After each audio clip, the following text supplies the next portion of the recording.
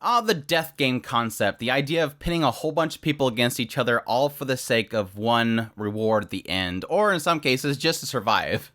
And let's be honest, Tomodachi game, despite the fact that there's being no, harm, threat, death, or something involved in it, is technically a death game. It's just exchanging the concept of death with debt. And let's face it, most people believe that insane amounts of debt is basically death. But what happens when you take a group of friends and pin them up against each other for the sake of that goal? And that's really the core of what Tomodachi game is, a series that aired in the spring 2022 anime season. It ran for 12 episodes. It's my thoughts on the series, so let's jump right into it. Tomodachi game, or friend game, essentially follows a group of friends. I'm already doing it. It covers a group of friends that are all pulled into this game called the Tomodachi game. And Tomodachi game essentially is where they're put through different trials and games that really test their friendships. How much you trust each other, what you really think about each other, what kind of distance you would go for a friend. Those are kind of the concepts that are presented with each case of these games for these 5 friends. And a lot of our focus is through the eyes of Yuichi, who is one of these friends. He seems like he is the poorest of the friends, that they kind of had a situation at the very beginning where everybody's trying to gather money for this field trip for their class until it's ultimately stolen. And Yuichi's the one that has to go out and do a lot of odd jobs just to get the money to go. But Yuichi is kind of portrayed as having a mind of two through the perspective of these 2 parental figures. His father, who seems to be more focused on money, like money is the most important thing ever, and his mother, who believes that friendships is the most important thing ever. Kind of convenient for this friend game, let's be honest.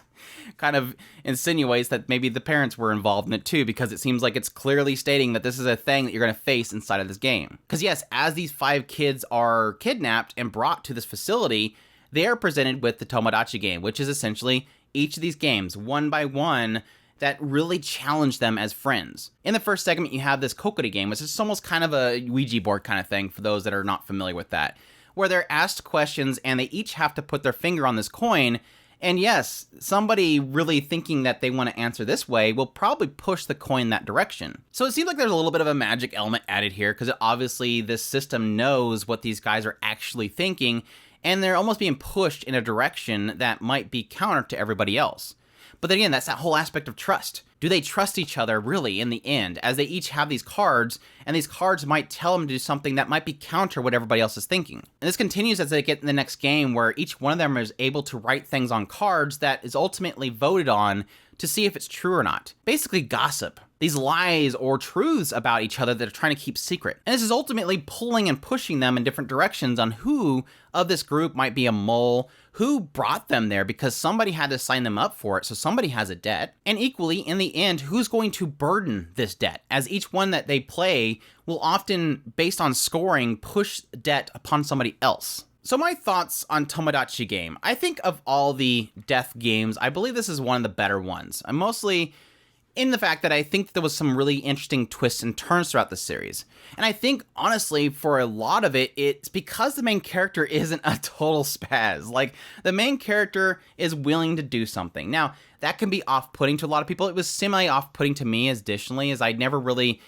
eventually, at some point early on, it just became, oh, it's all according to Keikaku. This character is an all according to Keikaku person. No matter what he does, is probably according to his plan. If he starts bawling his eyes out and being upset about somebody betraying him, it's because he wants them to believe that.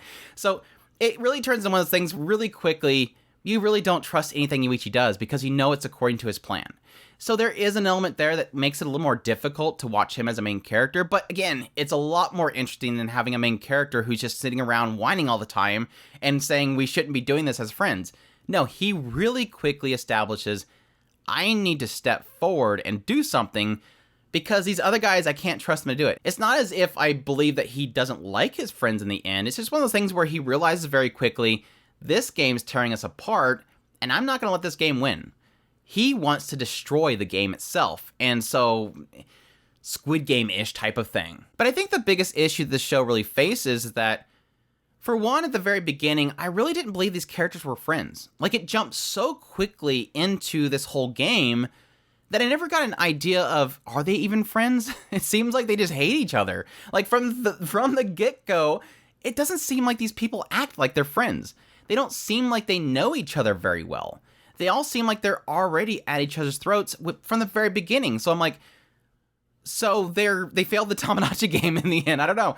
But there was a side of me that was kind of hoping that this would be one of those cases where, because you expose your weaknesses so much, because you expose your flaws, you expose what you truly think about others, if you're able to get past that, it strengthens you more.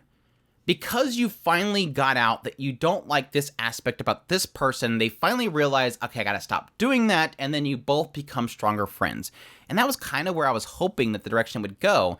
It sort of does that. It sort of does that. But I think it's a struggle for me because you have that aspect of being thrown so quickly into it, not really establish them as actual friends, at the same time, not really caring about anybody. Like, these aren't characters that I like. Like, none of these friends are likable. They are all not likable characters. And I think that's the struggle with even caring about who wins or loses. Tenji's creepy. Yutori is just kind of whiny. Shiho, from the very beginning, I'm like, this chick is manipulating people. Like, everybody feels like they're all facades. And I was just waiting for that moment that this person would reveal that they're a bad guy too. Oh no, this person was all the one that was doing all this stuff. It does kind of, it's interesting in that regard. But at the same time, it's a struggle in that regard. Like, you have to pull it off perfectly. And to not really just jump into these goofy tirades about how kind of warped everybody is in the end makes it kind of hard to really follow. So I think in the end, what it kind of comes down to is if you're going to like that all according to Keikaku kind of mentality, all according to plan for those that are not aware of that term, everything is according to plan type of mentality. Do you like that? Then you might like Yuichi as a main character, because he really is the star of the show, and everything else around him is either reacting to what he does or just playing into his hand. Additionally, sometimes acting like somebody else is somehow the puppet master, but not really. Does that idea grab you? And does that kind of warped and very mean nature that Yuichi has that does come to a goal, does that interest you? I think that's going to be the draw for you. Visually, it's normal fare, a lot of stills, a lot of creepy faces, a lot of shocked faces, nothing really moving that much. All the motion really in this series was around Manabe-kun, who is the main villain character that tells them what they're going to be doing each game, and he looks like Bob the Builder bred with Chucky. And he is full CGI, and he looks terrible in this show, honestly, but it's fine. It visually looks fine. Additionally, the other thing I have to really warn people about getting into this series is that this is, of course, not done. This is something that continues on the manga, and it felt like it didn't really have an ending in the end. It really just felt like, okay, we're going to go to this next game. Peace out. It's like, that was it. It's like, all right, we're going to the next game. Bye. It has no conclusion, and don't expect there's a conclusion, and really nothing wrapped up. Like, this wrapped up literally none of the story. We might get a season 2. I don't know. I don't know if this did well enough. I know that Yuichi was quite popular at some point to the fandom, but we'll see. We'll see. But at this point, don't expect an ending whatsoever to the story. You're going to get a couple of conclusions to games, but it's an ongoing thing. But anyways, that's my thoughts on Tomodachi Game. Hope you guys enjoyed this video. As always, if you did, make sure to hit that like button down below. Comment. Let me know what you thought of the series. Do you like Yuichi? Are you team Yuichi? Do you like that everything is according to his plan? Additionally, if you've not already, I would appreciate it if you'd subscribe to the channel so you can get all my content. I do news, reviews, top lists. If it's anime, it's pretty much here. Additionally, if you'd like to support us more, we have a Patreon link and a tips link in the description below. We also have a super thanks button down there where you can support us directly through YouTube. I would definitely appreciate it, and I appreciate everybody that does, and y'all take care.